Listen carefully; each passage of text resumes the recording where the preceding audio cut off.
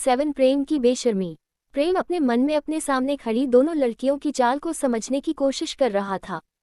तभी वैद्यशाला का वही लड़का जिससे लड़कियां बात कर रही थी वह प्रेम के पास आ जाता है और प्रेम की तरफ देखते हुए कहता है, सुनिए वैद्य जी, इस वक्त खाली है, अगर आप मिलना चाहे तो वैद्य जी से मिल सकते हैं। उस लड़के की बात सुनकर प्रेम थोड़ा हैरान हो जाता है। कुछ देर पहले ही इस लड़के ने कहा था कि वैद्य जी किसी का उपचार कर रहे थे, लेकिन अब इतनी जल्दी कह रहा था कि वैद्य जी इस वक्त खाली है। ये बात प्रेम को थोड़ी अजीब लगती है, लेकिन फिर भी प्रेम अपनी जगह से बैसाखी का सहारा लेकर खड़ा होता है और वैद्य जी से मिलने के लिए अंदर की तरफ जाने लगता है। प्रेम को अंदर जाता हुआ देखकर देवकला और सुमति के चेहरे पर एक मुस्कान आ जाती है। प्रेम उन दोनों की मुस्कान देख लेता है, लेकिन कुछ कहता नहीं है और चुपचाप लड़के के पीछे चला जाता है। लड़का एक कमरे के दरवाजे के सामने आकर रुक जाता है और प्रेम की तरफ देखते हुए कहता है, वैद्य जी अंदर ही है, आप जाकर मिल सकते हैं। ये सब कहते हुए लड़के के चेहरे पर थोड़ी परेशानी थी, लेकिन फिर भी वह मुस्कुराकर यह सब कह रहा था। एक चोर होने की वजह से प्रेम अच्छी तरह से दूसरों के मन की बात को समझ सकता था, इसीलिए प्रेम जानता था कि लड़का कुछ तो छुपा रहा है, लेकिन प्रेम उस लड़के से कुछ पूछता नहीं है और बड़े से दरवाजे खोलकर अंदर चला जाता है। प्रेम जैसे ही कमरे के अंदर अपना पहला कदम रखता है, उसे अपने सामने एक बूढ़ा व्यक्ति दिखाई देता है जिसकी लंबी लंबी दाढ़ी थी। दरवाजा खुलने की आवाज सुनकर वह बूढ़ा व्यक्ति अपना सर ऊपर उठकर दरवाजे की तरफ देखा है जहां पर प्रेम खड़ा था। किसी अनजान को कमरे के अंदर देखकर बूढ़ा व्यक्ति चिल्लाते हुए कहता है, तुम्हें अंदर किसने आने दिया? क्या तुम्हें इतनी भी समझ नहीं है कि जब वैद्य किसी का उपचार कर रहा हो तो बिना वैद्य की अनुमति के कमरे में नहीं जाना चाहिए। ये बूढ़ा व्यक्ति और कोई नहीं बल्कि वैद्य देवदत्ता थे, जो किसी का उपचार कर रहे थे, लेकिन अचानक प्रेम के आ जाने से उनके उपचार की प्रक्रिया बाधित हो गई थी। प्रेम समझ जाता है कि उन दो लड़कियों ने वैद्यशाला के लड़के के साथ मिलकर उसे उपचार के बीच में ही वैद्य जी के कमरे में भेज दिया था। प्रेम को गुस्सा तो काफी आ रहा था, लेकिन फिर भी प्रेम अपने गुस्से पर काबू करता है और अपने सामने खड़े बूढ़े वैद्य देवदत्ता से हाथ जोड़कर कहता है, क्षमा कीजिए वैद्य जी, लेकिन मुझे ऐसा लगा कि आपका उपचार पूर्ण हो गया है, इसलिए मैं बिना किसी की अनुमति के यहाँ आ गया। प्रेम की बात सुनकर वैद्य देवदत्ता गुस्से से प्रेम की तरफ देखते हुए कहते हैं, तुम्हें लगा क्या मजाक है? अगर इस मरीज को कुछ हो गया तो क्या तुम इसकी जिम्मेदारी लोगे? इतना कहकर वैद्य देवदत्ता अपना हाथ हिलाकर प्रेम को वहां से जाने का इशारा करते हुए कहते हैं, जाओ और निकल जाओ यहाँ से, और मैं तुम्हारा इलाज भी नहीं करूंगा। वैद्य देवदत्ता की बात सुनकर प्रेम थोड़ा परेशान हो जाता है। उसे इस वक्त जल्द से जल्द ठीक होने की सख्त जरूरत थी। अगर ऐसा ना होता तो प्रेम कभी भी किसी वेद के पास नहीं जाता। वह खुद किसी वेद से ज्यादा नॉलेज रखता था, लेकिन अपनी चोटों की वजह से प्रेम अपना इलाज नहीं कर सकता था, इसीलिए उसे मजबूरी में वैद्य देवदत्ता के पास आना पड़ा। ये सब सोचते हुए प्रेम एक बार उस मरीज की तरफ देखता है जिसका उपचार वैद्य देवदत्ता कर रहे थे। एक नौजवान युवक एक बेंच पर लेटा हुआ था और उसकी कमर में एक घाव था जो शायद तलवार का लग रहा था। वैद्य देवदत्ता अपनी आध्यात्मिक शक्ति से उस घाव को जल्द से जल्द ठीक करने की कोशिश कर रहे थे, लेकिन प्रेम के आ जाने से उनकी प्रक्रिया में बाधा उत्पन्न हो गई थी। उस व्यक्ति के घाव को देखकर प्रेम अपने मन में बदबदाते हुए कहता है, अगर मैं अपनी हाईटेक दुनिया में होता तो पक्का अब तक इस इंसान का इलाज कर चुका होता, लेकिन इस वक्त मेरी खुद की हालत ठीक नहीं है। इतना सोचकर प्रेम एक बार वैद्य देवदत्ता की तरफ देखा है और फिर अपने मन में उपचार न करवाने का फैसला लेकर मुंह बनाकर वहां से जाने लगता है। असल में प्रेम अब इसलिए इलाज नहीं करवाना चाहता था क्योंकि वैद्य देवदत्ता थोड़े सख्त किस्म के इंसान थे, बल्कि प्रेम तो इस वजह से इलाज नहीं करवाना चाहता था क्योंकि वह जान गया था कि वैद्य देवदत्ता भले ही अपनी शक्तियों का इस्तेमाल करें, लेकिन शायद उसकी चोटों का इलाज नहीं कर पाएंगे। अभी तक उन्होंने उस घायल मरीज की चोट भी नहीं ठीक कर पाई थी, जबकि प्रेम को वैद्यशाला में आए हुए काफी समय हो गया था। प्रेम के चेहरे पर ऐसे अजीब भाव देखकर वैद्य देवदत्ता क्रोधित हो जाते हैं और प्रेम पर चिल्लाते हुए कहते हैं, तुम्हें क्या चिकित्सा करना इतना आसान लगता है जो तुम इस तरह मुंह बना रहे हो? चिकित्सा करना काफी कठिन है और इसके लिए काफी आध्यात्मिक शक्ति भी लगती है। तुम भला क्या जानो कि चिकित्सा ज्ञान कितना कठिन है? प्रेम एक हाजिर जवाब इंसान था, इसीलिए जैसे ही उसके कानों में वैद्य देवदत्ता की बात पड़ती है प्रेम तुरंत चलते चलते रुक जाता है। वैद्य देवदत्ता की तरफ देखकर कहता है, वैद्य जी, चिकित्सा ज्ञान भले ही कितना भी कठिन क्यों ना हो, लेकिन जिस तरह से आप इस मरीज का उपचार कर रहे हैं उस तरह से अगर आप इसका लगातार 2 दिन तक भी इसका उपचार करेंगे तब भी इसके घाव नहीं भरेंगे और ना ही इसके घाव से खून बहना बंद होगा। प्रेम को समझ नहीं आ रहा था कि जिस घाव को सिलकर खून को बहाने से रोका जा सकता है उसे ये लोग एक आध्यात्मिक शक्ति के सहारे क्यों ठीक करना चाहते हैं। प्रेम ने अपनी हाईटेक दुनिया में आध्यात्मिक शक्ति के बारे में काफी कुछ पढ़ा था, इसीलिए प्रेम जानता था कि इंसान अपनी आध्यात्मिक शक्ति से अपने शरीर को हष्टपुष्ट और तंदुरुस्त रख सकता है। लेकिन प्रेम ने कभी नहीं सुना था कि कोई दूसरा अपनी आध्यात्मिक शक्ति से किसी और के घाव ठीक कर सकता हो। हाँ, अगर जिस इंसान को चोट लगी है वह अपनी आध्यात्मिक शक्ति से अपना उपचार करे तो घाव ठीक होने की गति काफी तेज हो जाती थी।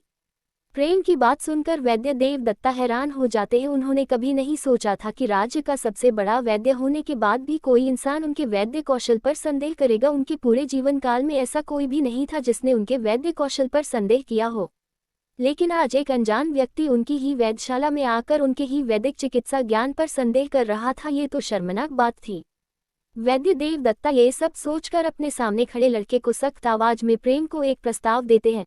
ठीक है, अगर तुम मेरे वैद्य के कौशल में कमी निकाल रहे हो तो तुम्हें ये साबित भी करना होगा। अगर तुमने मुझे झूठा साबित कर दिया तो मैं तुम्हारा इलाज मुफ्त में कर दूंगा, और अगर ऐसा नहीं साबित किया तो तुम्हें मेरी वैद्यशाला में आजीवन निःशुल्क में काम करना होगा। वैद्य देवदत्ता की बात सुनकर प्रेम तुरंत इस प्रस्ताव के लिए हाँ कर देता है। असल में प्रेम का कुछ और सोचना था। प्रेम को चिकित्सा अनुभव तो बहुत था, लेकिन जिस सदी में प्रेम आया था उस सदी में चिकित्सा पद्धति थोड़ी अलग थी। इसलिए प्रेम वैद्य देवदत्ता को हराकर उनकी वैद्यशाला से कुछ पुस्तक लेकर इस समय के वैदिक चिकित्सा कौशल को सीखना चाहता था, ताकि आगे भविष्य में उसे किसी भी वैद्य की जरूरत न पड़े। प्रेम की बात सुनकर वैद्य देवदत्ता हैरान हो जाते हैं। उन्होंने नहीं सोचा था कि यह नया अनजान लड़का उनकी चुनौती को इस प्रकार स्वीकार कर लेगा। उन्होंने तो सिर्फ इसलिए कहा था ताकि वह लड़के को अपनी बातों में उलझाकर अपने सामने खड़े लड़के को डरा सके और यह समझा सके कि वैद्य चिकित्सा कोई आसान काम नहीं है। लेकिन उनकी उम्मीद के उल्टा प्रेम ने हाँ कर दी थी। ये सब सोचते हुए वैद्य देवदत्ता को क्रोध तो बहुत आ रहा था, लेकिन फिर वह अपनी मुठ्ठियां कसकर बंद करते हैं और एक गहरी सांस लेकर अपने गुस्से को शांत करते हैं। प्रेम की तरफ देखते हुए कहते हैं, ठीक है। लेकिन इससे पहले वैद्य देवदत्ता कुछ कह पाते प्रेम अपनी शर्त रखते हुए कहता है, वैद्य जी, आपने अपनी तो शर्त बता दी, लेकिन मेरी भी एक शर्त है। अगर मैंने आपके वैद्य कौशल को गलत साबित कर दिया तो आपको अपनी वैद्य चिकित्सा की सारी पुस्तक मुझे देनी होगी और मेरा उपचार भी मुफ्त में करना होगा। और एक बात, मुझे कुछ धन भी देना होगा। इस वक्त मेरे पास धन की कमी है। अपने सामने खड़े लड़के को अपनी मांगे बताते हुए देखकर वैद्य देवदत्ता का चेहरा गुस्से से लाल हो जाता है। प्रेम इतनी बेशर्मी से अपनी बातें रख रहा था जिसे देखकर वैद्य देवदत्ता को काफी गुस्सा आ रहा था। किसी प्रोफेशन को सीखना काफी कठिन था, लेकिन उससे ज्यादा कठिन था उस प्रोफेशन की सारी किताबें को इकट्ठा करना, और ये लड़का उन अमूल्य किताबें को इतनी लापरवाही से शर्त में लग रहा था। वैद्य देवदत्ता पहले तो प्रेम की शर्त को नजरअंदाज करना चाहते थे, लेकिन फिर प्रेम के चेहरे के भाव देखकर उन्हें और गुस्सा आ जाता है और वह प्रेम की बातों में आकर हाँ कर देते हैं। वैद्य देवदत्ता की हाँ सुनकर प्रेम के चेहरे पर एक मुस्कान आ जाती है। प्रेम मुस्कुराते हुए अपनी बैसाखी का सहारा लेकर वैद्य देवदत्ता के पास आ जाता है और उनके पास लेते उस मरीज को देखता है जिसकी कमर से अब भी खून बह रहा था। प्रेम उस घायल इंसान को देखकर अपनी हाईटेक दुनिया की कुछ चीजों को याद करने लगता है जिससे प्रेम आसानी से मरीज का इलाज कर सके। प्रेम की हाईटेक दुनिया में एक धागा था जिसे शरीर के अंदरूनी भाग के सिलने में लगाया जाता है, वह अंदर ही अंदर घुल जाता था। प्रेम सारी चीज याद कर लेता है जो एक ऑपरेशन में इस्तेमाल होती है। प्रेम अपने सामने खड़े वैद्य देवदत्ता की तरफ देखकर अपना सर खुजलाने लगता है और थोड़ा हिचकिचाते हुए कहता है, वैद्य जी, एक समस्या है। क्या समस्या है? क्या तुम अपनी बात से पलटना चाहते हो? वैद्य देवदत्ता प्रेम के चेहरे के भाव देखकर गुस्से से कहते हैं। वैद्य देवदत्ता की बात सुनकर प्रेम अपने हाथों से ना का इशारा करते हुए कहता है, नहीं नहीं, ऐसी बात नहीं है कि मैं अपनी बात से पीछे पलटना चाहता हूँ। बस समस्या यह है कि मेरे पास उपचार करने के कोई भी साधन नहीं है जिससे मैं इस मरीज का उपचार कर सकूं। प्रेम की बात सुनकर वैद्य देवदत्ता, जो पूरे आत्मविश्वास के साथ खड़े थे, अचानक से उनके पैर लड़खड़ा जाते हैं। वह प्रेम की तरफ हैरान होकर देखते हैं। एक वैद्य के उपकरण ऐसी चीज थी जिससे वैद्य की पहचान और उसकी योग्यता साबित होती थी। जिस वैद्य के पास अच्छे उपकरण और अच्छी उपचार विधि होती थी वही वैद्य राज्य का सबसे अच्छा वैद्य माना जाता था। प्रेम ने जब वैद्य देवदत्ता की उपचार विधि पर सवाल उठाया था तब वैद्य देवदत्ता को लगा था कि उनके सामने खड़ा ये लड़का कोई वैद्य होगा, लेकिन जब प्रेम ने अपने पास उपचार सामग्री न होने की बात कही तब वैद्य देवदत्ता को काफी बड़ा झटका लगा था। उन्होंने एक ऐसे इंसान से शर्त लगाई थी जो शायद वैद्य था ही नहीं। प्रेम की बात सुनकर वैद्य देवदत्ता अपने मन में ये सोच ही रहे थे कि तभी उन्हें प्रेम को क्या कहना चाहिए। क्या उन्हें प्रेम को उपचार न करने के लिए कहना चाहिए या फिर उसे उपचार उपकरण खरीदने को कहना चाहिए? यही सब बातें वैद्य देवदत्ता अपने मन में सोच रहे थे। To be continued. एपिसोड 8, चिकित्सा उपकरण। वैद्य देव दत्ता से उपकरण न होने की बात कहकर प्रेम वैद्य जी के जवाब का इंतजार करने लगता है। लेकिन वैद्य जी तो प्रेम की बात सुनकर किसी गहरी सोच में डूब जाते हैं। उनके चेहरे के भाव देखकर ऐसा लग रहा था जैसे कि वह प्रेम को जवाब देने के लिए अंदर ही अंदर काफी संघर्ष कर रहे थे, लेकिन फिर भी उन्हें कोई जवाब नहीं मिल रहा था। वैद्य देव दत्ता को चुप खड़ा देखकर प्रेम अपना गला साफ करते हुए कहता है, वैद्य जी क्या हुआ? क्या आपके पास चिकित्सा उपकरण नहीं है जिनसे मैं इस मरीज का उपचार कर सकूं? प्रेम की बात सुनकर वैद्य देव दत्ता अपने होश में वापस आते हैं और प्रेम की तरफ अपनी बड़ी बड़ी आंखों से देखते हुए कहते हैं, अगर तुम्हारे पास चिकित्सा उपकरण नहीं है तो तुम कैसे वैद्य हो? हर वैद्य को अपने चिकित्सा उपकरण अपने साथ रखना चाहिए। लेकिन इससे पहले वैद्य देव दत्ता की बात पूरी होती, प्रेम अपने शर्म से लाल हो चुके चेहरे के साथ वैद्य देव दत्ता की तरफ देखते हुए कहता है, असल में मैं कोई वैद्य नहीं हूँ, मेरी तो आध्यात्मिक शक्ति भी जागृत नहीं हुई है। प्रेम की बात सुनकर वैद्य देव दत्ता, जो अभी तक प्रेम की पहली बात को सुनकर जैसे तैसे खुद को संभाले हुए थे, वह प्रेम की इस बात को सुनकर लड़खड़ा जाते हैं और इस बार सच में गिर जाते हैं। चिकित्सा उपकरण न होना यह अलग बात थी, लेकिन वैद्य न होना ये पूरी दूसरी बात थी। अगर कोई इंसान वैद्य है ही नहीं तो भला उसके पास चिकित्सा उपकरण कहाँ से आएंगे? वैद्य देव दत्ता वापस खड़े होते हैं और प्रेम की तरफ उंगली उठाते हुए कहते हैं, अगर तुम वैद्य नहीं थे तो तुमने मुझसे इस प्रकार की शर्त क्यों लगाई? अगर मुझे पहले पता होता तो मैं तुम्हारे साथ कोई भी प्रतिस्पर्धा नहीं करता। वैद्य देव दत्ता की बात सुनकर प्रेम अपना सर न में हिलाते हुए कहता है, वैद्य जी आपको चिंता करने की कोई जरूरत नहीं है। मैं वैद्य भले ही ना हूँ, लेकिन मैं इतना चिकित्सा ज्ञान जरूर जानता हूँ जिससे मैं आपको गलत साबित कर सकूं। प्रेम की फिर से इस तरह की बातें सुनकर वैद्य देव दत्ता को गुस्सा आ जाता है और वह प्रेम की तरफ उंगली उठाते हुए कहते हैं, ठीक है, अगर तुम वैद्य न होते हुए भी इस मरीज का इलाज करना चाहते हो तो करो, लेकिन अगर इस मरीज को कुछ हो गया तो तुम्हें सबके सामने इसकी जिम्मेदारी लेनी होगी, ठीक है? वैद्य देव दत्ता की बात सुनकर प्रेम बड़ी ही लापरवाही के साथ यह कह देता है।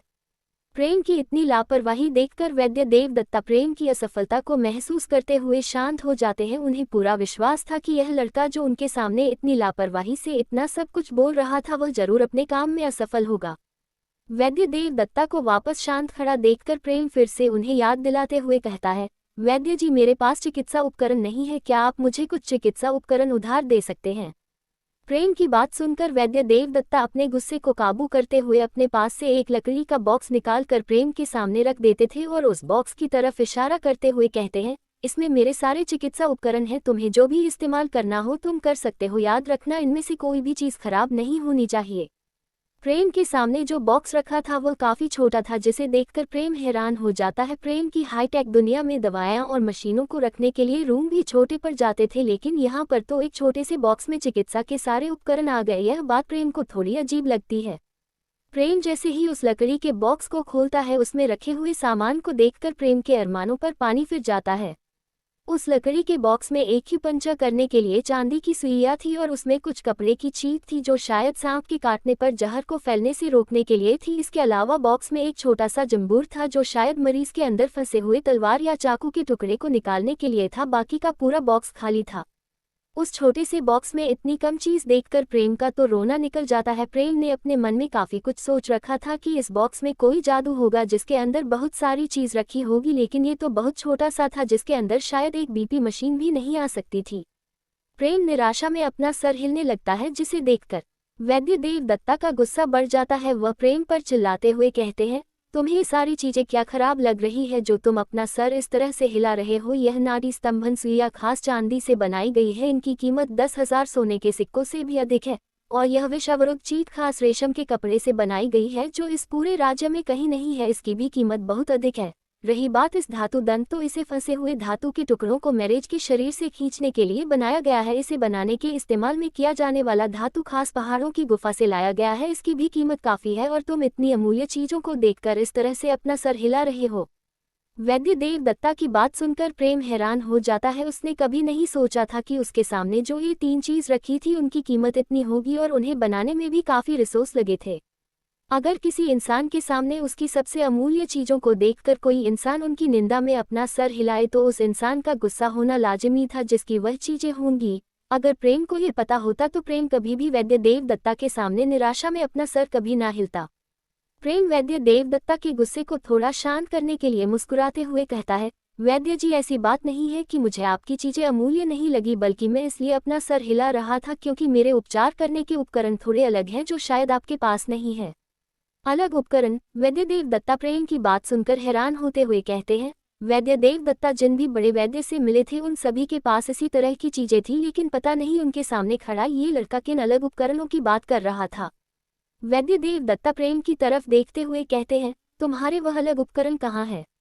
वैद्यदेव दत्ता की बात सुनकर प्रेम शर्माते हुए कहता है, वैद्य जी, मेरे उपकरण कोई खास उपकरण नहीं है और न ही वह अभी मेरे पास है, इसीलिए आपको ही मेरी मदद करनी होगी जिससे मैं इस मरीज का उपचार कर सकूं।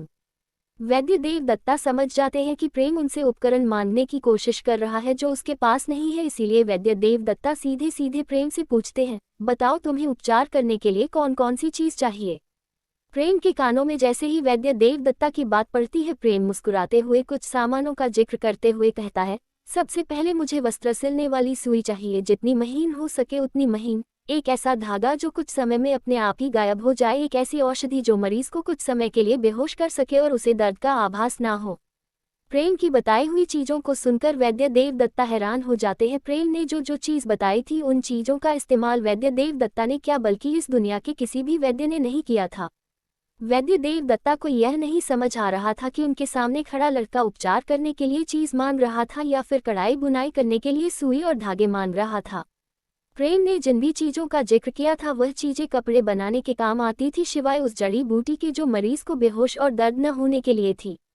वैद्यदेव दत्ता अपने मन में इन सारी चीजों का प्रयोग किस तरह से होगा इस पर विचार कर रहे थे, तभी प्रेम की आवाज आती है, वैद्य जी, आप किस विषय में सोच रहे हैं? प्रेम की आवाज सुनकर वैद्यदेव दत्ता होश में आते हैं और अपनी एक आदमी को आवाज लगाते हुए कहते हैं, क्या कोई बाहर है? वैद्य जी की आवाज सुनकर वही लड़का कमरे के अंदर आता है जो प्रेम को यहाँ तक लाया था। लड़का वैद्यदेव दत्ता के सामने हाथ जोड़ते हुए कहता है, वैद्य जी, कहिए मेरे लिए क्या आदेश है? लड़के के आते ही वैद्यदेव दत्ता प्रेम की बताई हुई चीजों को लड़के को बता देते हैं और उसे जल्द से जल्द इन चीजों को लाने का आदेश देते हैं। इसके बाद लड़का अपने चेहरे पर अजीब भाव लेकर कमरे से चला जाता है। वैद्यदेव दत्ता की बताई हुई चीजों को सुनकर वैद्यशाला में काम करने वाला लड़का हैरान हो जाता है, लेकिन कुछ कहता नहीं है, बस अपने चेहरे पर अजीब भाव लेकर कमरे से चला जाता है। लड़का अपने काम में काफी पारंगत था, इसीलिए कुछ ही देर में लड़का वैद्यदेव दत्ता की बताई हुई चीजों को लेकर वापस आ जाता है। उसके हाथ में लकड़ी का छोटा सा बॉक्स था जिसके अंदर कुछ सुइयां और कुछ आध्यात्मिक धागे थे जो कुछ ही दिनों में अपने आप गायब हो जाते थे। उन्हीं के साथ रखी हुई थी एक जड़ी बूटी जो किसी भी इंसान को बेहोश करके उसके शरीर को सुन्न कर सकती थी। लड़का वैद्यदेव दत्ता की तरफ देखते हुए हाथ जोड़कर उस लकड़ी के बॉक्स को मेज पर रख देता है और तुरंत कमरे से चला जाता है। लेकिन जाते जाते उसके चेहरे पर ऐसे भाव होते हैं जैसे कि उसने आज कुछ उल्टा सीधा खा लिया हो। लड़के के चेहरे के भाव प्रेम देख लेता है, लेकिन उसे यह नहीं समझ आ रहा था कि उसके चेहरे के भाव इस प्रकार क्यों है, इसीलिए प्रेम अपने कंधे ऊपर उठा देता है। उसे कोई अंदाजा नहीं था कि लड़का अपने मन में इन सब चीजों को लेकर परेशान था। वैद्यदेव दत्ता एक बार रखे हुए बॉक्स पर अपनी दृष्टि डालते हैं, फिर प्रेम की तरफ देखते हुए कहते हैं, तुम्हारी बताई हुई चीजें आ गई है, क्या तुम अब इस मरीज का इलाज करना शुरू करोगे? जितनी देरी इसके इलाज में होगी उसकी जान को बचाना उतना ही मुश्किल होता जाएगा। वैद्यदेव दत्ता सही कह रहे थे, जितनी देरी मरीज के इलाज में होगी उतना ही उस मरीज की जान बचाना मुश्किल होता जाएगा। ये बात प्रेम भी जानता था, इसलिए प्रेम उस मरीज का इलाज करना शुरू कर देता है। प्रेम सबसे पहले उस बेहोश करने वाली जड़ी बूटी को लेकर मरीज की नाक के पास रखता है, जिसके प्रभाव से मरीज कुछ ही देर में बेहोश हो जाता है और उसका शरीर पूरी तरह से सन्न हो जाता है। लेकिन शायद प्रेम और वैद्यदेव दत्ता को यह नहीं पता था कि उस मरीज ने उनके और प्रेम के बीच हुई सारी बातचीत सुन ली थी, इसीलिए जब वह बेहोश हुआ तब भी उसके चेहरे पर भय का भाव था। असल में वैद्यदेव दत्ता ने उस मरीज को ऐसी औषधि खिलाई थी जिससे मरीज चाहकर भी कुछ नहीं कह पा रहा था। अगर उसका बस चलता तो मरीज बहुत पहले ही वहां से भाग गया होता। To be continued. Episode 9 100 gold coin. इन सब बातों से अनजान प्रेम वस्त्र सिलने वाली सुई को अपने हाथों में उठता है और आध्यात्मिक धागा डालकर तैयार हो जाता है ऑपरेशन करने के लिए। वैद्यदेव दत्ता जो साइड में खड़े होकर यह सोच रहे थे कि यह नया लड़का किस तरह से इलाज करेगा, तभी उनकी नज़र प्रेम पर पड़ती है, जिसे देखकर उनके पैरों में से जान निकलकर भाग जाती है और वह लड़खड़ा कर गिर जाते हैं। प्रेम अपने हाथों में सुई और धागा लेकर उस घायल मरीज की नाड़ियों को सी रहा था, जिसे देखकर वैद्यदेव दत्ता अपने मन में बदबदाते हुए कहते हैं, क्या ये लड़का नाड़ियों को सिलने की कोशिश कर रहा है? कहीं ये पागल तो नहीं हो गया या इसका दिमाग तो नहीं खराब हो गया। वैद्य देव दत्ता ने आज से पहले किसी भी मरीज का इस तरह से इलाज होते हुए नहीं देखा था और न ही किसी को इस तरह से इलाज करते हुए देखा था। उन्होंने क्या, बल्कि इस दुनिया के किसी भी वैद्य ने इस तरह का इलाज नहीं किया था।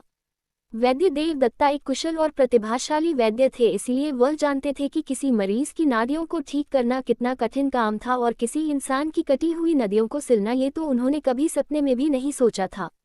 एक घायल इंसान के घाव को भरने के लिए काफी आध्यात्मिक ऊर्जा की जरूरत पड़ती थी, लेकिन जितना वैद्य देव दत्ता समझ पा रहे थे उस हिसाब से उनके सामने जो लड़का नाड़ियों को सिलने की कोशिश कर रहा था उसके पास आध्यात्मिक ऊर्जा तो छोड़ो, उसके पास तो शारीरिक ऊर्जा भी नहीं थी और ना ही कोई शक्ति।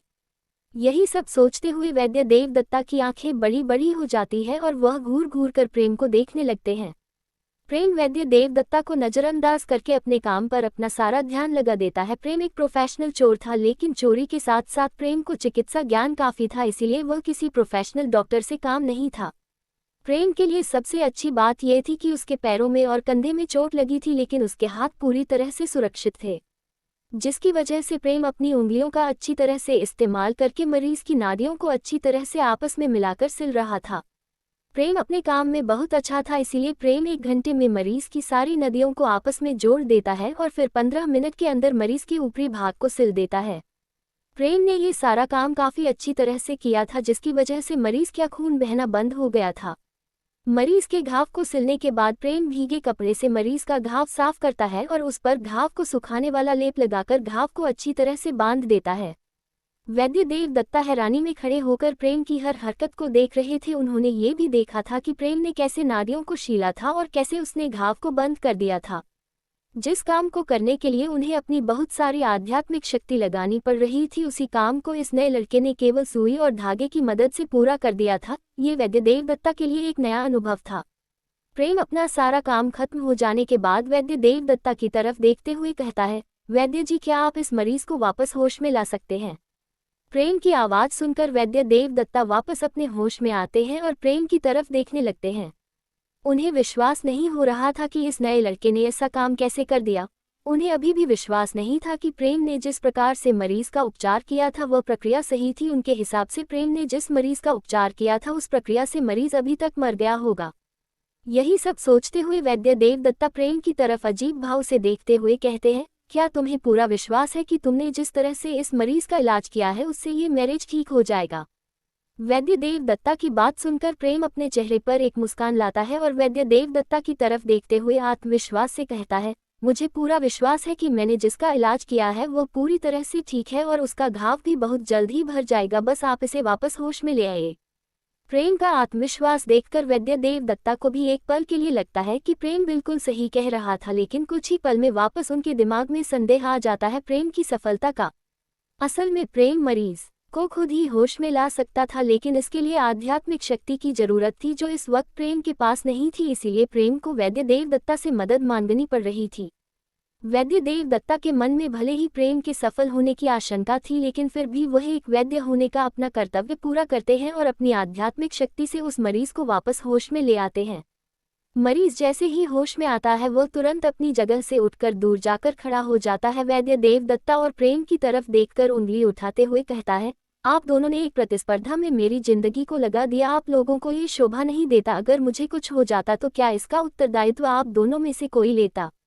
लेकिन इससे पहले मरीज अपनी कोई भी बात आगे कहता, प्रेम अपना हाथ उठाकर उसे रोकते हुए कहता है, एक क्षण रुको, पहले अपने घाव को देख लो, क्या वह ठीक है? क्या तुम्हें अभी पहले की तरह पीड़ा हो रही है? प्रेम की बात सुनकर मरीज का ध्यान अपने घाव पर जाता है और वो तुरंत अपना सर नीचे करके घाव को देखता है जिस पर इस वक्त पट्टी बंधी हुई थी।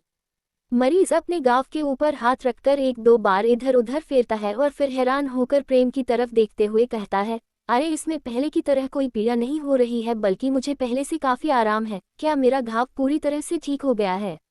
मरीज की बात सुनकर प्रेम हंसते हुए कहता है, नहीं, अभी तुम्हारा घाव पूरी तरह से ठीक नहीं हुआ है, लेकिन अगर तुम 2 से 3 दिन तक इस घाव को सही करने वाली औषधि लगाओगे तो तुम बहुत जल्दी ठीक हो जाओगे। प्रेम की बात सुनकर मरीज खुश हो जाता है और खुशी खुशी प्रेम के सामने हाथ जोड़ते हुए कहता है, वैद्य जी, मैं ये तो नहीं जानता हूँ कि आप कौन हैं, लेकिन आपने जिस तरह से और जितनी जल्दी मेरे घाव को ठीक किया है ऐसा आज से पहले किसी ने नहीं किया था, इसीलिए मैं आपको कुछ देना चाहता हूँ।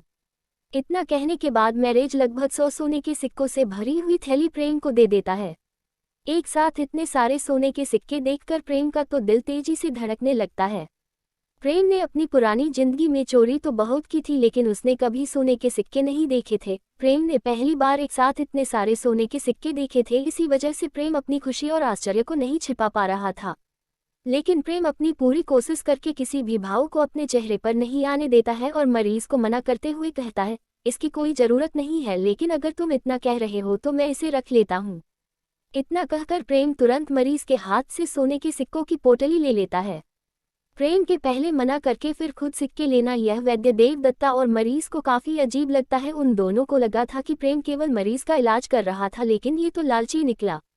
मरीज अपने खाली हाथ को देखता है। अब जब उसने अपने उपचार करने वाले का भुगतान कर दिया था तो उसके और वहां पर रुकने की कोई जरूरत नहीं थी। इसीलिए मरीज प्रेम और वैद्य जी के सामने हाथ जोते हुए कहता है, आप लोगों ने मेरा उपचार किया है, इसके लिए धन्यवाद, अब मुझे चलना चाहिए। इतना कहने के बाद मरीज कमरे से बाहर की तरफ चला जाता है। मरीज के चले जाने के बाद प्रेम वापस उसी मुद्दे पर आ जाता है जिसे वैद्य देवदत्ता ने शुरू किया था। लेकिन प्रेम से विपरीत वैद्य देवदत्ता तो शर्त से बचने के लिए अपना सर नीचे करके खड़े थे ताकि प्रेम उन पर ध्यान न दे। असल में प्रेम को इस अजीब तरह से इलाज करते हुए देखकर वैद्य देवदत्ता समझ गए थे कि हो ना हो यह नया लड़का आज कुछ चमत्कार जरूर करके दिखाएगा, और ऐसा ही होता है। प्रेम ने ना कि मरीज का घाव बंद कर दिया था, बल्कि प्रेम ने उस मरीज को इतना सही कर दिया था कि वह कुछ ही दिनों में वापस अपना अभ्यास शुरू कर देगा। प्रेम वैद्य देवदत्ता की तरफ देखता जो अपना सर नीचे करके खड़े थे। प्रेम उनको देखते हुए कहता है, वैद्य जी अब आपको अपनी कही हुई बातों को पूरा करना चाहिए। प्रेम की बात सुनकर वैद्य देवदत्ता समझ जाते हैं कि अब उनके पास प्रेम की बात मानने के सिवा और कोई चारा नहीं था। वैद्य देवदत्ता एक गहरी सांस लेते हैं और अपना सर ऊपर उठकर प्रेम की तरफ देखते हैं जो अपनी बड़ी बड़ी आंखों से उन्हें घूरे जा रहा था। वैद्य देवदत्ता बिना कुछ कहे प्रेम को 100 सोने के सिक्कों की एक थैली दे देते हैं और फिर एक कमरे की तरफ इशारा करते हुए कहते हैं, उस कमरे में मेरी सबसे अच्छी चिकित्सा कौशल की किताबें हैं, अगर तुम उन्हें देखना चाहते हो तो देख सकते हो। इतना कहकर वैद्य जी वहां से जाने लगते हैं। ये देखकर प्रेम वैद्य देवदत्ता को रोकते हुए कहता है, अरे आप तो मेरा बिना परीक्षण किए ही जा रहे हैं, पहले मेरी इन चोटों का इलाज कर दीजिए। प्रेम की बात सुनकर वैद्य देवदत्ता जाते जाते रुक जाते हैं और घूमकर प्रेम को देखने लगते हैं जो आधे शरीर पर पट्टी लपेटे खड़ा था। 100 सोने के सिक्के और अपनी किताबें देने के बाद वैद्य देवदत्ता का बिल्कुल भी मन नहीं था कि वह प्रेम का इलाज करे, लेकिन फिर भी अपनी बात को पूरा करने के लिए वह प्रेम का इलाज करने की ठान लेते हैं। वैद्य देवदत्ता प्रेम के पास आकर उसका हाथ अपने हाथों में लेकर उसकी नाड़ियों की जांच करते हैं, लेकिन कुछ ही देर में उनके चेहरे के भाव बदल जाते हैं। वैद्य देवदत्ता प्रेम का हाथ छोड़कर थोड़ी दूर जाकर खड़े हो जाते हैं और प्रेम को हैरानी के साथ देखने लगते हैं। वैद्य देवदत्ता के ऐसे अजीब भाव देखकर प्रेम उनसे पूछता है, क्या हुआ, आप इतने परेशान क्यों दिख रहे हैं? प्रेम की बात सुनकर कुछ देर तो वैद्य देवदत्ता शांत खड़े रहते हैं और फिर प्रेम की तरफ उंगली उठाते हुए कहते हैं, आखिर तुम अभी तक जीवित कैसे हो? तुम्हें तो बहुत पहले ही मर जाना चाहिए। वैद्य देवदत्ता जिस वक्त यह सब कह रहे थे उनकी आवाज में अविश्वास और आश्चर्य साफ दिखाई दे रहा था। प्रेम को वैद्य देवदत्ता की कही हुई कोई भी बात समझ नहीं आ रही थी, इसलिए प्रेम वैद्य देवदत्ता से ही पूछता है, वैद्य जी आखिर आप क्या कहना चाहते हैं, मुझे क्यों मर जाना चाहिए? प्रेम की बात सुनकर वैद्य देवदत्ता को समझ आता है कि उन्होंने कहने में गलती कर दी थी, इसीलिए वह अपनी बात को सही करते हुए कहते हैं, नहीं, मेरे कहने का वह मतलब नहीं था। असल में मैं तुम्हारी नाड़ियों की स्थिति को देखकर परेशान था, इसीलिए अनजाने में मेरे मुंह से वह सब निकल गया। तुम्हारी नाड़ियां काफी घायल है और तुम्हारे शरीर के अंदर कोई भी आध्यात्मिक शक्ति नहीं है, इसीलिए मैं कह रहा था कि तुम अभी तक जीवित कैसे हो।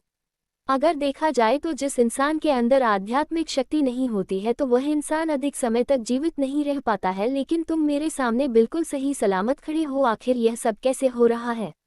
वैद्य देवदत्ता कहते हैं, टू बी कंटिन्यू।